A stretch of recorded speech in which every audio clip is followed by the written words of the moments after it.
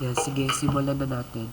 No, nakaraang linggo, binigyan ko kayo ng panimulang pagsipat sa krusong ito. No, ngayong linggo ay formal na nating sisimulan ang pagpasok sa krusong Sinisosidad o pelikulang palipunan. Muli, ako si Sir Jax, ang inyong guro sa kurso ng EGEC 0303. No, halina't simulan no, ang panooring Filipino. No, sa talakayan ngayon ay mapaliwanag no, ang iba't ibang konsepto hinggil sa pagkakaiba ng sinisosidad. No, bibigyan natin ng pagpapaliwanag kung ano ba ang pelikula, ano ba ang lipunan. No, gayon din ay maipakita no, ano ang gampanin ng pelikula sa pagdalumat sa lipunan o sa pagpapakilala sa mga konseptong panlipunan. Mahalaga ba ang pelikula sa lipunang kinagalawan natin? So, sa dulo ng ating talakayan ay labis na pagpapahalaga sa pelikulang Pilipino. Kaya ngayong araw ay tayo'y maglalakbay no, sa kamangha-manghang mundo ng pelikula at pag-aaralan no, ang iba't ibang konsepto na bumubuo sa sining no, at industriyang ito. Ang mga sumusunod na konsepto ay maari magturo sa atin ng mas malalim na pag-unawa no, sa mga elementong bumubuo sa pelikula at kung paano nakakaapekto no, ang nakakaapekto ang sa ating mga karanasan no, at pag-unawa bilang isang tagapagtangkilik ng pelikula o bilang tayo ay manonood ng isang pelikula.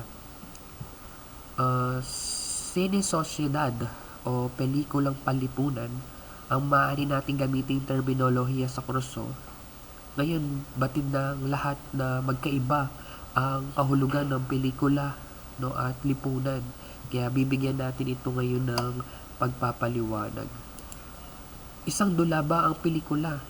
Ayan ang tanong ng ilan sa atin o lahat kayo, yan ang tinatanong. No, batid ng lahat kapag sinabing pelikula, ang alam lang natin ito ay sining na panoorin, na o isang anyo ng sining at media na gumagamit ng mga gumagalaw na larawan na upang magkwento, magturo, magbigay aliw sa mga manonood. Mari din, alam natin pag sinabing pelikula ay kathang-isip, fiksyon, o batay sa tunay na pangyayari o non-fiction. At karaniwan, alam natin pag pelikula may mga kasamang tunog, may mga kasamang musika, may mga dialogo no, upang mas mapalalim ang pagsasatao ng mga karakter ng pinapanood nating pelikula. Ano pa? Nabasa natin sa description, gagamitin natin ang pelikula no, sa kurso natin para ipakita yung kultura, yung kasaysayan, yung realidad ng buhay. Yan yung madalas. Kaya nagiging mahalagang instrumento ito para sa pagbibigay ng kaalaman, no, sa pagbibigay ng pananaw sa lipunan. No. Ang tanong, sa tanong na dula ba ang pelikula ay tinuturing na isang anyo ng dula. Sa inyong pre-test, kung mapapansin nyo, dula ang sagot noon.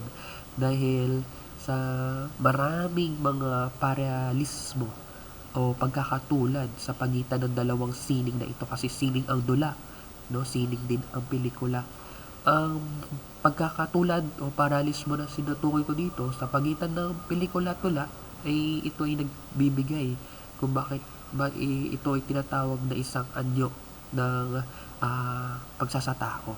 Pareho silang naglarawan ng kwento. Gumagamit siyempre ng mga aktor.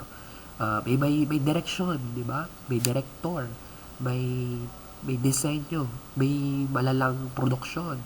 Ano pa, nagpapahayag ng iba't ibang aspekto ng karanasan ng tao no, sa pamamagitan ng isang sining na pagkakalika. Kabilang ang pelikula no, at pang telebisyon bilang programa sa anyo ng dula. Ang mga ito ay nagbibigay buhay sa kwento, sa karakter, sa pamamagitan ng pagpapakita ng iba't ibang layer ng kwento ng buhay ng tao, no? Sa tradisyonal na ano yun, yung dula na madalas nakikita natin sa entablado, no, yun yung itsura. Pero dahil sa pag-unlad ng tao, pag-unlad ng lipunan, nagbabago din yung sining ng pagdula. Kaya nga pumasok, no, mula sa mga dulaang pang-teatro, naging pang-pelikula, naging pang-telebisyon ang ano yun. Ito yung binibigyan natin ng ng higit na focus sa kurso na ito. No, ang pelikula at dula ay nagpapakita ng kwento, no? 'Di ba sa tulad ng dula, ang pelikula ay naglalarawan talaga ng mga kwento, madudulang pangyayari ng buhay ng tao, no? Maaaring ang karakter ay may tunggalian, no? Ano pa, medyo pinapalawak ng mga director yung plot, no? ng ng kwento.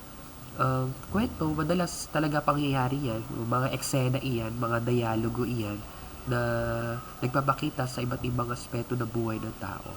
Sa dula at pelikula may pagganap, no? Pagganap, aktor, aktres, no?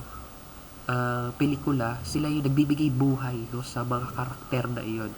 Mga pinili yung aktor, paano sila nagbigay hustisya sa paraan ng kanilang pagsasatao, pag-aarte, ng drama, ng emosyon, paano nila binibitawan ng linya, no? Paano sila nakikipag batuhan ng linya, no, nakakasangkot doon sa iba't ibang sitwasyon para alin ang pagganap, higit na maganda dito yung pagpapatunay, no, pagpapaniwala, no, sa karakter. No, o manonood talagang naiinis sa karakter kapag kuwang-kuwa nila yung inis ng tao, diba? Ang dula at pelikula may direksyon, no, may patutunguhan. Ang direktor, siya ang bahala sa lahat, no, sa responsibilidad niya ang pagpapakilos, no, sa lahat ng elemento ng dula, mula sa aktor, pagpili ng mga anggulo ng camera, pinapakilaman niya yan, mga eksena, no, yung kabuang mensahe ng pelikula, siya ang sa kanya nakasalalay. Ano ba, ang dula at pelikula ay may pangmalakasang disenyo ng produksyon o yung set na tinatawag. Pelikula kasi pwede kang gumamit ng iba't ibang set, eh. Pwede niya madaya din yung gamit ng modernong lapit, yung green screen. O kaya pumunta ka mismo doon sa lugar, no? Ipakita mo talaga mismo yung sa lugar, yung totoong panahon, yung totoong atmosfera, yung totoong ng kwento. Sa Pilipinas talaga, yung mga ganyan modernong atake, pinagtatawanan niya ng mga manonood na talagang panatiko ng iba't ibang pelikula sa kaluranin na higit na maunlad pagdating sa ganung usapin ng set. No, particular naman sa set, no, disenyo ng pang-produksyon mula sa kasuotan, make-up, no, lugar na pagtatanghalan, lahat yun pinaplano, no. Technical na aspeto, no, yung gaya ng tunog, ng ilaw, ng editing, lahat yun mahalaga sa tula o sa pelikula. Ang mga ito ay nagbibigay siyempre sa atin ng malawakang ambience, wow, estilo ng pelikula, ng damdamin, di ba? Iba yung atake na damdamin kapag may tunog, may background music, yung editing na ipapakita, yung pagbabago ng kulay ng ilaw na ipapakita. Ano pa, medium ng pagpapahayag. Ang tradisyonal na dula, no, madalas live natin napapanood, di ba, yung mga tagapagtanghal, tayo yung mga audience. Sa mga pelikula naman, pwede tapos na, naganap yung eksena, nire-record, di ba? No, yung mga pagtatanghal na madalas pinapalabas sa mga sa sinihan, no? Sa telebisyon, sa mga aplikasyon ngayon, no? Mga movie film application. Yan, ang itsura kung paano ano ang itsura ng medium ng pagtatanghal sa pelikula.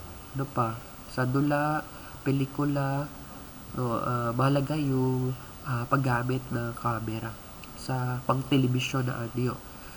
Ang camera, ito yung pangunahing tool. Kaya sa kasaysayan, mapapakita natin din yung development ng camera sa Pilipinas. No, ginagamit ito sa pagkuha syempre ng eksena. No, sa traditional dola talagang ang pagganap yun na mismo yung napapanood na live. No, sa pelikula kailangan ma-record ito. No, iba-ibang atake, timpla ng camera. No, ano pa?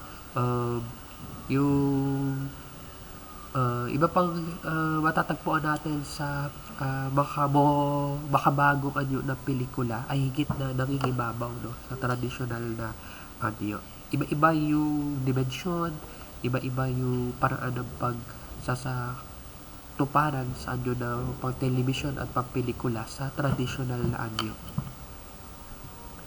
Yan, ano pa? Tanong sa kung ang dula ba ay pelikula. Itanong ba? Kung wala, pakipusuan na lang para tuloy-tuloy tayo. Yan, sunod. Masarap kumain no, ng popcorn sa sinehan. Tama? Bakit kaya masarap? No, dahil una, magaan. No, magaan. Malutong. No, may tamang timpla. Nag-aagaw ang alat at tamis. Ano pa, nagpapasarap sa panonood ng pelikula na hindi masyadong nakakaabala habang nanonood kumpara sa ibang chichirya o pagkain na maingay at makalat. Mo dito, yung amoy, yung bagong lutong popcorn na ay may kaakit-akit na aroma na nagdadagdag sa kabuang karanasan ng panonood. No? Ano pa, samahan mo pa ng malamig na inumin. No, tiyak na magbibigay ng comfort, no, o kaya nostalgia no, sa panonood natin. Ano pa, matagal ng bahagi ng kultura ng Pilipino ang panonood ng sine at pagkain ng popcorn. No, sana sabayan ninyo ng kabusugan ang mga panonood na gagawin natin sa kurso, panunuring gagawin natin sa kurso. Yan, ano ba ang pelikula? No, gaya na nabanggit ko kanina, ang pelikula isang ano ng sine, nagpapalabas ng mga imahe na may mga kasamang tunog. Ito ay naglalaman ng mga kwento, karanasan ng tao, iba't ibang uri ng paksain o mensahe ang nilalarawan no, sa pamamagitan ng paggamit ng mga elemento sa pagdula gaya ng aktor, mga eksena, iba't ibang elemento ng produksyon, may taga-derehe at iba pang pagpapakahulugan sa pelikula. Sa susunod na araw kasi babalikan natin yan eh. Tutukuyin natin ang anyo, elemento, mukha na pelikula. Yan, bilang introduction no, ng ating kurso, no, bigyan natin ng ilang pagbibigay kahulugan kung ano ba ang pelikula. No, ang pelikula ay sining visual. No, ang sining visual ay naglalarawan no, sa paggamit ng visual, mga elemento ng pelikula no, upang syempre mahalaga yung pagpapahayag ng mensahe, damdamin, konsepto ng direktor. Ito yung paggamit ng cinematografiya, no, yung mga visual effects, mga design, production design. Kaya pag gagawa kayo ng pelikula, kailangan isaalang-alang yung visual no, na pagpapahalaga. May anyong estetika, no, pagiging aesthetic na pelikula ay tumutukoy syempre sa kagandahan. Aesthetic kasi eh. No, paano magiging maganda? Syempre, dapat, dahil ito ay sining, yung disenyo na ipinapakita mula sa ng director ay dapat pinag-iisipan. No, mula sa aspeto ng kulay, na komposisyon, kahit nga sa pagpili ng musika, no, sa kasuotan ng mga aktor, no, sa timpla ng mga camera, ano pa, kuha ng camera, ilaw, yan ay binibigyan na pagpapahalaga na makakapekto sa kabuong kagandahan ng pelikula. No, ano pa, daluyan o moda. Pag sinabing daluyan, platform, no, o paraan kung paano ito pinapalabas sa pelikula sa mga audience o sa mga manonood. Ito ay maaaring magbago mula sa tradisyon, no, gaya na nabanggit ko kanina hanggang sa modernong anyo. Kasi kaya na mga nabanggit ko, no, sa damakmak yung online platforms or yung streaming services sa film, no, kaya ang dami. Sa sinihan, yan ay mga television ng daluyan o moda. Ang pelikula, no, ay isang mahalagang papel na pagtanggal, no, paglilibang, paglalabas ng stress sa ating pang-araw-araw na buhay. Ito ay nagbibigay aliw, no, saya sa mga manonood na nagpapahayag kasi ito ng iba't ibang kwento karanasan ng tao. Kaya libangan ang pelikula. Dakilang palabas. Kung narinig nyo na yung spectacular na term, ang pelikula ay spectacular, spectacle. No, ang dakilang palabas. No, ito yung mataas na pagpapahalaga sa sining talaga ng pelikula. Para maituring na sining ang sa pelikula, dapat may elemento nito. No, yung pagiging perpekto ng pagkakagawa. No, dapat ang pelikula ay may malalim na mensahe, no? May nagbibigay na malaking ambag sa sining o kultura ng pelikula sa Pilipinas. Kaya mga pelikula na binubuo, pinag-iisipan yan. No, hindi lang basta makapag-video ka, makapili ka ng sikat na artista, commercialismo lang, yun na, pelikula na agad. No, sa pelikula ay maaring spectacular dahil sa maraming dahilan, no?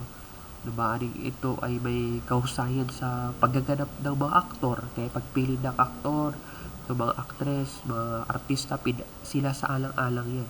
Mabibigay ba nila hustisya ng karakter na ginawa sa kwento? Yung mga visual effects, pinagagastusan yan, may producer talaga na kailangan hanapin ng director. Yung magandang kwento, no? Yung magandang magkakasulat ng script, yung yung immersive na soundtrack, no? Yung mga malilikhain at mahuhusay na pagdidirect ng mga filmmaker o mga director. Kapag ang mga elemento na ito ay naging maayos, no? Naging memorable sa atin yun, nakaka-inspire. Ilang beses natin pinapanood yung magandang pelikula. Minsan nakakadalawang pasok tayo sa sinuhan, parehong pelikula. Dahil yan kasi spectacular yung pagkakagawa. Na-inspire tayo sa pelikula. Kaya ito talaga yung isa sa dapat isalang-alang sa mga nais maging filmmaker sa industriya ng pelikula. No, dagdag pa, lente ng katotohanan. Lente ng katotohanan. Lente, ito yung pinaka sa camera, di ba? Yung device. Kinukuhanan yun, yung katotohanan ng buhay. Pelikula kasi nagpapakita ng tunay na pangyayari. Ng mga kwentong may moral, no, na aral, o kahit nga kababalaghan may aral, na nagbibigay inspirasyon, no? Nagpapahayag ng pag-asa, no, ang sarap mabuhay, no, dahil sa inspirasyon na dulot ng pelikula. Ano ba, mga pananampalataya, paniniwala ng tao. Kaya sa mga susunod na linggo, no, sisikapin natin makapaghanap ng mga pelikula at tiyak na lahat ng mga papanoodin natin, salamin ito, lente ito ng katotohanan. Kontrapunto, yan, sikat ngayon ito, no, mga controversial film, no. Ito yung uri ng paghahalo ng stylistiko ng isang filmmaker, no, sa kanyang ginagawang pelikula. Ito yung uri ng pelikula na gusto nating makipagtalo, makipagdebatehan, na madalas ay isang issue, mula sa issue gagawa ng pelikula, no, nagpapahayag iyon ng iba't ibang perspektibo ng baka pro, baka con, pananaw din ng mga pananaw at opinion ng dalawang panig. Sikat-sikat na yan pagka araw na naman ng elections at damakmak na naman ang pelikulang kontrapinto. Dokumentaryo. Ang pelikula, no, ay bahagi ng dokumentaryo genre. No, ito yung mga pagpapakita ng totoong pangyayari, kaganapan o kwento ng mga taong kinukuhanan mo ng totoong footage o ginagawan mo ng interview. Yung mga dokumento na hiligan natin panoodin, no? Madalas talaga yan nasa pang telebisyon. ito ay naglalayon syempre ng tiyak na impormasyon, no, yung pag-unawa ng tao sa isyung nilalarawan sa pelikula. Madalas, no, tiyakan yung paglalarawan ng katotohanan sa ating mundo, sa ating lipunan.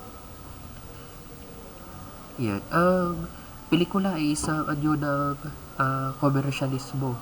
Bakit siya komersyalismo? Dahil iba gumagawa ng pelikula para lang kumita, maging box office na performance. Marketing lang pamamaraan, mabenta lang ang produkto. Kumita lang sila, yun lang yung kanilang mission. May mga ganong filmmaker, pipili sila sikat na artista, kahit di marunong umarte, sige, gawa ng pelikula yan, maraming supporter yan, maraming manonood. Sa isang pelikula may commercial talaga na commercialismo talaga nagaganap, yung pagpili ng mga product, mga kasama kasi sa producer, yung para ng producer maghanap ng mga pamamaraan para suportahan sila, no, makakadagdag din yun kasi sa financial na pangangailangan, kaya kailangan yan kahit magpapakita ng inang mga produkto sa camera, talaga tiyakan na yung pangalan ng produkto dahil bayad, no. Sana wag dumating sa punto na ang pelikulang Pilipino kaya gumagawa sila para lang maging komersyalismo. Ito yung pinaka mahinang sining ng pelikula, kaya ayaw ko yan. Wow, ganda ba? Sunod, etnografiya, no? Etnografiya, tumutukoy ito, magagandang pelikula ito, no? Naglalarawan ng kultura, no? Ng kasaysayan, ng tradisyon, ng paniniwala, mga kaugaliang Pilipino. Yan talaga yung kailangan, no, ng iba't ibang panahon, henerasyon ng kabataan. Mahalaga ito para magpakilala, no, ng ating sariling kasarilan, yung ating pagkatao, ating kaganapan sa mga naunang panahon. Bilang anyo ng sining, gaano ba epektibo ang pelikula sa pagtalakay ng pangyayaring panglipunan? No, bilang isang anyo ng sining, no, ang pelikula talaga, medium ito ng pagtalakay ng mga pangyayari, isyong panlipunan, no, dahil naipapakita, no, yung realidad na na na buhay, no, sa pamamagitan ng mga emosyonal na visual na pamamaraan. Ano pa, ginagamit ito para magmulat, no, na kamalayan, no, magbigay ng inspirasyon, magpukaw, no, sa mga desisyon natin sa buhay. No, ano pa, ilarawan yung mahalagang issue gaya ng kahirapan, diskriminasyon, katiwalian. No, hindi pa natatapos doon, no? Kailangan ang pagsasalaysay ng isang filmmaker ay maging balikhangin, no? Kasi mga komplikadong usapin ito eh. Gusto natin maitago, no? Maging simbolismo iyon ng aesthetical na pagpapalaga. Madalas yung issue palipunan, hindi yan direkta na ipinapakita ng director, kundi ang mga manonood siyang nagtitimpla, siyang naghuhusga kung anong issue palipunan ang tinatalakay. Kaya sa panonood, may kritika, doon lalabas yun. No, ano pa, ito yung madagandang paglilayan, no, sa mga pelikula, dahil inilabas sa libangan, kundi ito'y ay instrumento, no, ng pagbabago ng lipunan. Yan, ano pa, sa paanong paraan kaya ito magagamit upang maging epektibong daluyan sa pagsipat natin sa lipunan? So, magagamit natin yung pelikula bilang epektibong daluyan, medium, no, lugar, platform sa pagsipat ng lipunan sa pamamagitan ng makatotohanan ng paglalarawan, totoong pagsasiyasat ng mga isyong panlipunan, pagsasalamin sa iba't ibang pananaw, pagpapalalim sa kamalayan, no, ng tao sa kanyang lipunan na ginagalawan. Iyon ang gustong maranasan nating mga makita nating mga tagapanood. Mari itong mag-instrumento ng edukasyon, no, mga documentary film, yung mga pelikulang may temang kasaysayan, kultura, pangkasalukuyan, o mga pelikulang naglalarawan sa sitwasyon ng bansa. Ano pa, nagiging magbisang ito na tagapagbulat, no, sa problema kinaharap ng mga ordinaryong mamamayan, no? Kaya nag-uudyot ito talakayin, no, sa iba't ibang posibleng pamamaraan, no, aksyon, no, na may tamang paglalapat ng mga emosyon, malikhaing pagsasalaysay ng tagagawa o tagabuo ng pelikula. No, ano pa, punot dulo talaga nito, lumalalim na pag-unawan nating mga manonood sa tunay na kalagayan ng lipunan. Nabanggit kanina, no, ang pelikula ay may malaking ugnayan sa lipunan, no, dahil ito ay naglalarawan, no, sa ah, pagpapahayag at pagbibigay diin sa mga usaping karanasan at damdamin ng mga tao sa loob ng isang lipunan. No, ito din yung paraan sa pagpapahayag ng mga kwento, ng pananaw, mensahe na maaaring makaapekto sa paniniwala, sa damdamin, sa lipunan ng isang o sa kultura ng lipunan. Ang pelikula ay maaaring magbigay ng inspirasyon, magbulat, maglibang, magdulot ng pagbabago sa lipunan sa pamamagitan ng pagpapakita ng iba't ibang realidad, karanasan ng tao. No, narito ang mga paliwanag sa bawat konsepto at ang kanilang ugnayan sa pelikula at lipunan. Una, lahat ng tao ay kasama. Ito ay nagpapakita na pagtanggap sa paggalang sa lahat ng uri ng tao. Walang pagtatanggi sa kasarian, sa lahi, sa reliyon o sa estado ng lipunan. No, ang pelikula ay may potensyal na maging plataforma para sa mga ganito pagpapahayag ng pagiging kasama ng lahat. No, sa pamamagitan ng paglalarawan ng iba't ibang uri ng mga karakter, no, at karanasan sa loob ng isang kwento, dahil ang sentro ng lipunan ay mga tao mismo. Sana maging bukas tayo lahat sa uri ng mga tao. Pangalawa, ang lipunan ay may iba't ibang kultura at paniniwala. No, kapag minanood tayo ng pelikula, may mga kakayahan na ipinapakita at ipinapalam sa mga manonood na may iba't ibang kultura at paniniwala ang tao mula sa iba't ibang, syempre, no, na pakat ng tao, no, mga etniko, no, o kaya pakat na bahagi ng iba't ibang pakat ng tao o sa bahagi ng mundo. Ito ay nagpapalawak na sa kaalaman ng manonood, no, sa kanyang pag-unawa sa iba't ibang salamin ng kultura, no, yung tradisyon, yung mga kaugalian sa loobin ng mga tao. Ang lipunan ay pakikipagkapwa at pakikisalamuha, no, sa pamamagitan ng mga kwento, no, lalo na sa mga karakter sa pelikula, no, ang mga kwento na pagpapakita ng realisasyon, madalas nasa salumuhan natin iyon, yung pagtanggap natin sa karakter ng pelikula, no, nagbibigay diin sa kahalagahan ng pagiging isang mabuting kapwa, no, yung pagpapahalaga sa pagtutulungan at pakikisalamuha. No, ang pelikula ay umaangat sa pagkakaiba-iba. No, ito ay nagpapakita na maaaring makita kung anong lipunan ang nakakangat, sino yung nakakaulad, sino ang hindi na lipunan ang kailangan na matinding atensyon. Kasi sa pamamagitan ng pagtanggap at pagpapahalaga sa pagkakaiba, no, ang pelikula ay nagbibigay ng patinding inspirasyon, no, sa mga manonood na tanggapin at gamitin ang kanilang pagkakaiba bilang instrumento, syempre, na walang ibang pagsulong, na walang ibang pagbabago.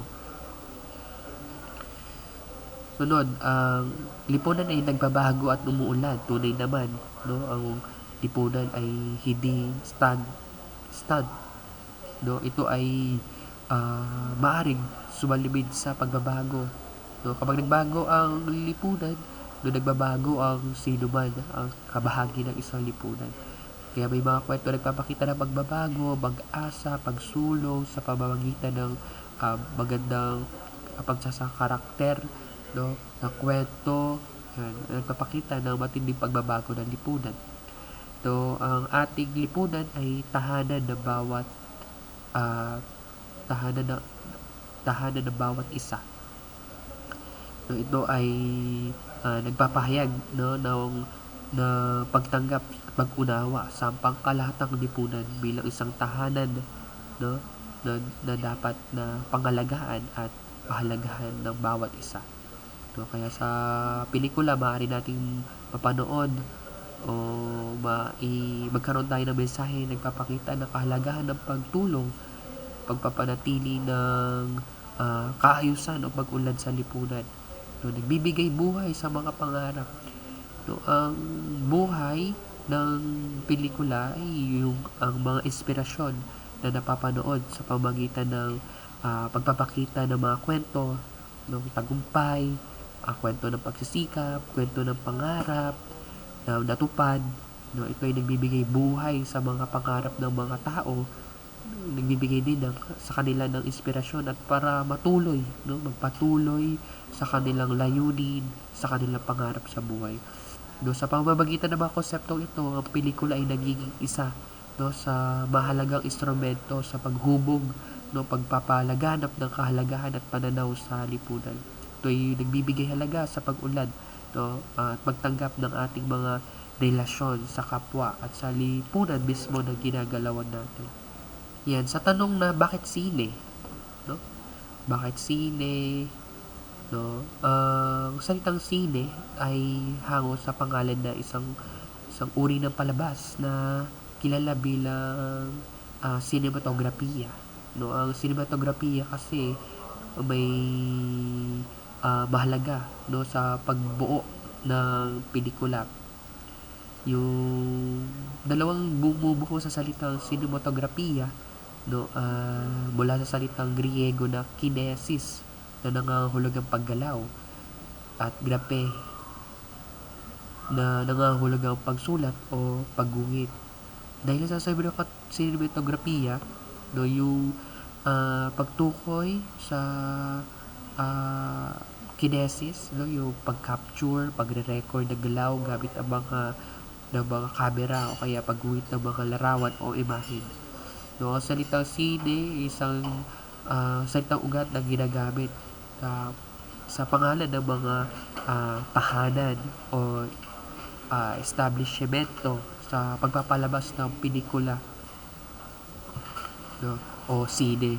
Noong unang panahon, no, ang pelikula ay ipinapalabas sa mga sinihan at mula rito naging kadalasang tawag sa mga pelikula ay ang sine. Kaya sa paggawa ng pelikula, ang sinematografiya ang sinematografiya ay mahalaga sa pagbuo ng pelikula. Ganun din ang lugar o lunan kung saan ipapalabas ang isang pelikula. Sa kasalukuyan, ang salitang sine kadalasan ang ginagamit upang matukoy yung pelikula sa Pilipinas, ano, at iba pang bansa, ano pa, at ang lugar mismo na nagpapalabas ng mga ito, ng mga pelikula. Madalas niya itanong anong kaibahan ng sine, film, tsaka movies. Yung film, ito isang formal na termino na madalas na ginagamit sa academic, no, sa artistikong gamit, film ang ginagamit. Kaya sa mga educational books, film talaga ang gamit. Tumutukoy din ito sa technical na aspeto ng paggawa ng pelikula. Halimbawa, independent film, diba? Pelikula na pinapalabas madalas sa mga Cannes Film Festival. Movies, pinakakaraniwang termino, no? Ang movies kasi ay English term na lalo na nabuhay sa casual na usapan. Ginagamit ito upang tukuyin ang pelikulang pinapanood ng tao para sa libangan. Nanood tayo ng movies. Gumawa tayo ng film. Pumunta tayo ng sinihan para panoodin ang pelikula. Ano paborito mong movies? Yan. Kaya sa madaling sabi, magkakaiba ang sine na ginadalas pagtukoy sa sinihan o pelikula mismo. Film, formal na gamit, no, movies, pangkaraniwan, ginagamit ng tao. Yan, bagong mga yun, no, yung mga termino yun, meron muna tayong sariling pagbibigay termino sa sinihan, no, ang tinatawag nating pinilakang tabi, no, ay isang terminolohiya ginagamit sa Pilipinas para tukuyin yung mga tradisyonal na paraan ng pagsasagawa ng pagpapalabas sa publiko, no, bago pa dumating ang sinihan. No, noong mga unang panahon, no, ang pagsasagawa ng palabas sa pinakamahalagang pagpapanood sa palabas, no, sa pinalakang tabi ay nangangailangan ng isang kaya na malaking tela o kortina na itinatayo sa harapan ng isang entablado o plataforma.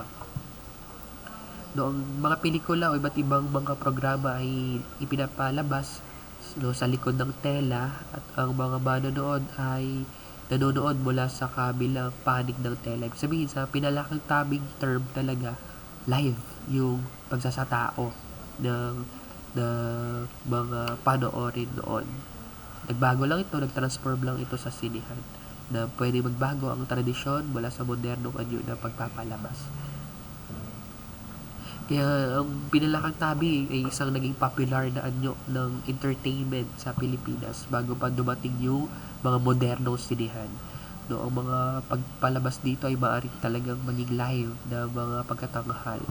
No, iba-ibang aspeto ng paraan ng pagdula, no? Mga konserto, no, iba't ibang mga performance, mga pinapalabas noon na moving pictures, mga pelikula, yan, dito nagsimula. No, ito yung nagbibigay daan sa mga tao para magtipon-tipon, mag-enjoy sa iba't ibang uri ng entertainment sa kanilang komunidad. Madalas kahit nga panahon ng gera, no, mahalaga ang entertainment sa buhay ng tao para kahit maluwan yung kanilang pamumblema, kabahalaan sa nagaganap na problema na digmaan. Sa kasalukuyan, no, bagamat hindi nagaano kadalas ginagamit ng konsepto ng pinalaking tabing, ay patuloy pa rin itong nagbibigay kaalaman at pagpapahalaga sa kasaysayan ng pagpapalabas ng entertainment, no, sa Pilipinas. Magandang ginagamit ito kapag ka-termino. Kapag ka-termino sa mga gawain pang-paaralan, no? Pinitawagin pinalakang tabing. Yan. Paki-screenshot itong mga kahalagahan, no, ng pelikula. Ang mga nakikita nyo, mahalaga ang pelikula, no, sa mga sumusunod na konsepto. Una, pagtalakay sa isyong panlipunan. Pangalawa, pagpapahayag ng kultura, turismo at identidad. Pangatlo, dakilang pagpapalaga sa Filipino values. Pang-apat, no, pagtuklas sa talento at kamalayan. Pang-lima, paglikha ng pagkakaisa at pag-unawa. Pang-anim, pagpapalakas ng sining at industriya. Pang-pito, pagpapahalaga sa pag-asa at inspirasyon. No, yung mga nababasa ninyo kahalagahan, kulang iyan, no? Kulang pa nga iyan eh. Marami kayong paraan kung paano bibigyang pagpapahalaga mismo yung pelikula. Mula doon sa mga sumusunod na slides, no, titingnan natin anong mga itsura, no, anong mga halimbawa ng pelikula ang sumasalamin, no, mula dito sa mga nabanggit na pagpapahalaga. Simulan natin sa pagtalakay ng mga isyong panlipunan. Pakipusuhan kung sino dito ang nakapanood na ng mga pelikulang nasa slide, no, pakipusuhan. No, pagka ang pelikula, mahalaga ito sa pagtalakay ng isyong panlipunan. Lagi ko na binabanggit to kanina pa. No, ang pelikula ay nagbibigay daan para sa pagsusuri sa pagtalakay ng mahalagang issue sa lipunan, no, tulad ng kahirapan, korupsyon, karapatang pantao at iba pa, ay nagbubukas ng mga pintuan para sa mas malalim na pag-unawa, no, at pag-uusap sa mga hamon na hinaharap ng lipunan. Wala nakapanood, walang pumupuso eh. Wala pa? Anong alam yung pelikula? Mga K-drama. Yan, halimbawa niyan ay Muruami, no, isang pelikula na naglalarawan sa pang-aabuso sa mga mangingisda sa Pilipinas, no, partikular sa pamamagitan ng mga tradisyong paraan na mangingisda na kinikilala bilang Muruami, di ba? Maynila sa Kuko ng Liwanag mula sa isang klasikong nobela na ito ay naging pelikula na naglalarawan sa suliranin, no, na kahirapan, katiwalian sa lipunan, tungkol sa mga probinsyano na gusto mag-umunlad sa buhay kaya pupunta sila ng Maynila, no, para hanapin ang kanyang pagbabago sa buhay. So, isang ngalan ng Tubo. Ito ay dokumentaryo pelikula na naglalarawan sa epekto ng droga sa Pilipinas. Yung mga kwento tungkol sa tunay na biktima na biktima o pamilya na dapat pinatay dahil sa drug war. Yan. Oo, pakipusuan kung napanood nyo na din yung mga nakikita nyo film poster. Para malaman ko kung updated ba kayo sa mga pelikulang panlipunan o puro banyagang pelikula ang pinapanood natin. Kaya kurso maganda talaga ito para plataforma, para mabalikan natin yung ganda ng pelikulang Pilipino. Ito ay mga issue panlipunan din, no? Yung isang drama yung Magnifico, no? Nagdarawan sa batang lalaki na nagsikap makatulong, no, sa kanyang pamilya kahit na sa murang edad. Kingmaker, no, dokumentaryo din ito hingga sa politika sa Pilipinas, no, on the job, no, krimen, action drama, no, naglarawan sa kahirapan, korupsyon sa lipunan, no, mga kasuliranin, particular sa mga bilanggo, no, paano yung nakakaapekto ang buhay sa mga kahirapan sa mga ordinaryong mamamayan. Sunod, yan, pagpapahayag ng kultura at turismo at identidad. No, ang pelikula ay nagbibigay diin, no, sa mga kaugalian, sa tradisyon, karanasan ng mga Pilipino na nagpapalaganap at patuloy na pagpapanatili sa ating kultura, sa ating pagkakakilanlan. Yung mga sanimbawa ng pelikula na iyan. Napanood nyo na ba? Pakipusuan. No, nakakatulong yan sa pagsusulong ng turismo din, no? Nagbibigay buhay sa magandang kapag nagpakita ng magandang tanawin, di ba? Minsan nagte-trending yung lugar, pinupuntahan ng mga tao yung pinakitang lugar sa pelikula. Pagkakilanlan, madalas sa pelikula ay naglalagawan talaga ng karanasan, tradisyon ng isang lipunan. Kaya may tuturing itong sarili pagkakakilanlan. Pwedeng ipagmalaki bilang mga Pilipino. Yan. May ilan lang nakakapanood ng mga poster na ipapakita. No, yung Bayaning Third World. Madalas, yan kasaysayan, no? Kultura. Mga drama naglaraw sa buhay ni Rizal, mga isyong politika, korupsyon. Yan, ganyan din yung General Luna. Naglaraw sa buhay ng kamatayan ni General Luna. Si Goyo, yung batang general. Yan, pagpapalaganap ng Filipino values. Yan, sino nakapanood ng mga film poster na yan? Pakipusuan. No, mga pelikula, no, maaaring isang plataforma para mapalaganap, no, matutubong pagpapahalaga tulad ng magiging makadiyos, magiging makapamilya, magiging makabayan, pagpapalakas sa moralidad, no, pagkakaisa ng mga tao sa lipunan. No, yung mga halimbawa, yan, mga pelikulang hinggil sa pag-ibig at relasyon, no, yung One More Chance, na naglalarawan sa pagsubok, no, karanasan sa pag-ibig, relasyon ng mga magkakapatid. No, ano pa, ang himala, no, pagsasalaysay nagsasalamin tungkol sa pagpapahalaga, no, sa pananampalataya sa kalikasan. Yung RPG Metanoia, no, isa siyang science fiction ng film na kwento ng isang batang lalaki na nahulog sa mundo ng online na role-playing game. No, naglaman ng mga positibong pagsasatao, no, sa kulturang ng Pilipino. No. pagiging mabuting isang anak. Yan.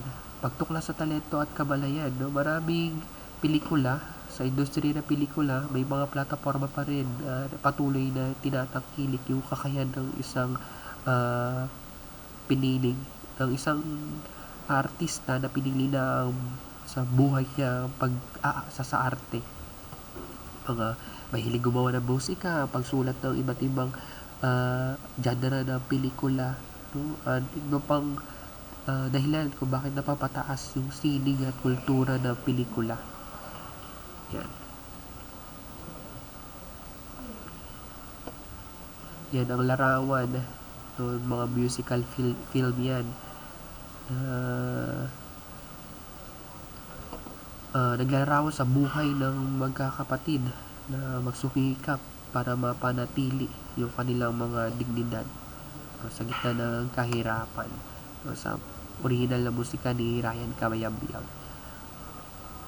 Yung Bituing Walang Ningning, di ba? Classic Filipino musical film yan. Nakabatay sa palabas, no, ng pang-telebisyon noon. Siyempre, ambisyon ng isang mga awit na nagtatrabaho upang magtagumpay sa mundo o karera ng pagkanta. Kathy, no, yung biographical film ng sikat na vaudeville, no, si Cathy de la Cruz, sa mga awit. Yan, nagpakita ng kanyang tagumpay pagsubok sa industriya ng musika sa Pilipinas o talento. Yan, sunod, paglikha at pagkakaisa at pag-unawa. Ang pelikula, no, nagtataguyod dito sa pagkakaisa, no, pag-unawa sa pagitan ng iba't ibang sektor ng lipunan sa pamamagitan ng pagbibigay buhay, no, sa mga kwento at karakter na nagpapakita ng iba ng at hindi pagkakapareho, no, pareho ng tao. No, kung familiar kayo dyan, kay Pusuan, Biyakaw, Buakaw, sino nakapanood na. No, ito ay pagtanggap sa sarili, sa kultura ng isang matandang bakla sa kanyang sa isang tradisyonal na komunidad. No, baka bukas, no, isang kwento pagmamahal, no, pagtanggap sa sarili ng isang babaeng lesbiana. Syempre lahat siguro dito napanood na yung pagdadalaga ni Maximo Oliveros, no? Tumalakay sa isang kabataang bakla, no, sa kanyang karanasan na kinagalawan. Yan, pagpapalakas sa sining at industriya, no? Ang mga pelikulang Filipino ay nagbibigay halaga sa sining at industriya ng pelikula sa Pilipinas sa pamamagitan ng pagtataguyod mismo ng lokal at na talento, produksyon at pagpapahalaga sa pelikula. Yan, yung Dayo sa Mundo ng Elementalia. Parang fantasy adventure film, pareho lang ng RPG kung saan sinikap ng mga filmmaker sa Pilipinas magamit yung animasyon bilang bagong muka na panonood sa pelikula. Sa mga film, sa fantasy adventure film o sa mga animation film, madalas sumasalamin iyon sa mga usapin o konteksto ng pagka-Pilipino. Yan, ang babae sa septic tank. So, siguro kapag nagkaroon tayo ng on-site, panoodin natin to. Lalo na sa mga mahilig bumuo ng isang pelikula, baka makatulong sa atin ito mula sa pagsusulat ng script, pagdederehe, mga pagkuha ng camera, yan, nandito. Kaya magandang panimula ng ating talakayan talaga ay panonood ng septic tank. Kasi nga, ito ay ambag, no, sa sining at industriya ng wikang Filipino. Satirical comedy film iyan. Yung mga stereotipo kong hinaharap ng pelikula sa bansa. Komersyalismo din iyan sa kulturang Filipino. Ang pelikulang Insyang na isang pelikula na tungkol sa dalagang nakaranas ng paggagahasa, sa partner ng kanyang ina. Iba pang usapin pero binigyan dito yung pagsali, yung unang pagsali ng pelikula ng Pilipinas sa Cannes Festival. Ibig sabihin lang, patuloy yung pagpapahalaga sa pelikulang Pilipino bilang isang anyo ng sining at industriya. Yung mga experimental film na sinisikap na gawin ng mga filmmaker, madalas nagkakaroon ng sa plot mismo, no? Sa plot nung kung paano magkwento ng mga simbolikong eksena. Halimbawa sa Hindi Nahati ang Langit, Batang West, ng mga isyung karanasan, kahirapan sa lipunan, ng mga eksena, pagkuha ng mga eksena, paglalakbay ng mga karakter, mga minimalistikong estilo. Yung Kisap Mata, kapakita ng iba't ibang estilo, no, ng camera work tapos editing para sa epekto dito sa emosyon ng pelikula. So sana natin ito ay mapanood natin para kahit paano makuha nyo yung pinupunto ko sa bilang sine at ng pelikula. Yan, pagpapalaganap, pag-asa at inspirasyon.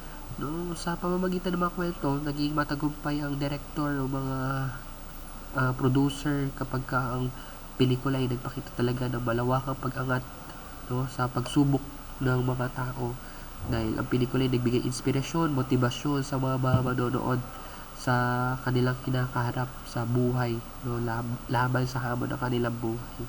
Yan. Kung familiar kayo sa mga poster na kita nyo, pakipusuan na lang.